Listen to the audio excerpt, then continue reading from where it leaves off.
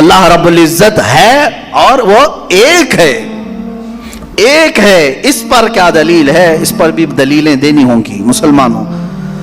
عقلی دلیلیں بھی ہیں، نقلی دلیلیں بھی ہیں۔ نقلی دلیلیں ہمارے لیے، نقلی کا مطلب ہوا کسی جگہ سے ثابت ہے، قرآن سے، حدیث سے یہ ثابت ہے تو یہ نقلی دلیل۔ عقلی، جو عقل بھی جس کو تسلیم کرے، عقل جس کو ایکسپٹ کرے، وہ کیا ہے؟ اس بوڑھی عورت کا ہی میں بتا دوں جس نے چرخہ سلا اور چرخے کو چلانے میں اس نے کہا کہ اللہ ہے، کوئی تو ہے، کیونکہ میری مشین بغیر چلائے نہیں چلتی۔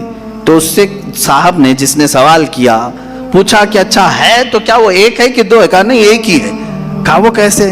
کہا دو ہو تو دیکھو تم سامنے بیٹھو، ادھر سے چلاؤ، میں ادھر سے چلاتی ہوں، پھر کپڑے کی کیا درگت بنتی ہے؟ تم اپنی طرف کپڑا کھینچ رہے ہوں گے، میں اپنی طرف کپڑا کھینچ رہی ہوں گی۔ اس سے میں نے یہ یقین کر لیا میرے کپڑے کو سلنے کے لیے میرے چرخے پر ایک ہی کا ہونا ضروری ہے۔ دو بیٹھیں گے تو کپڑا پھر پائجامے کی بجائے کرتا ہو سکتا ہے، کرتے کی بجائے چڈی ہو سکتی ہے، کچھ بھی ہو سکتا ہے، کچھ بھی سل جاتا ہے۔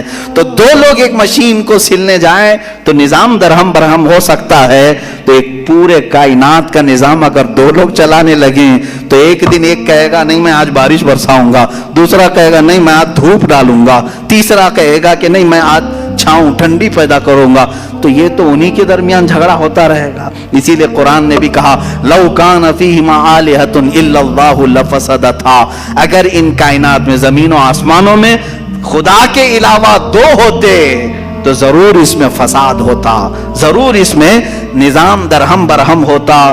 میرے عزیزوں، یہاں دیکھ رہے ہیں ہم بہت سارے نظاموں کو، کمیٹی کا مسئلہ ہے، مسجد کا مسئلہ ہے، بہت سارے چیزیں دیکھیں، صدر صاحب کچھ اور کرنا چاہتے ہیں، نائب صدر صاحب کچھ اور کرنا چاہتے ہیں، سیکریٹری کچھ اور کرنا چاہتے ہیں، حکومت میں جائیں پرائم منسٹر کو اور چاہتا ہے، ہوم منسٹر کچھ اور، ایک ملک کا چلا رہے ہیں۔ فساد اسی لیے ہو رہا ہے، فساد اسی لیے ہوتا ہے اور ان کو پتہ بھی نہیں رہتا، وہ بھاشن میں کچھ اور بول کے آئے، یہ پارلیمنٹ میں کچھ اور بول کے آیا۔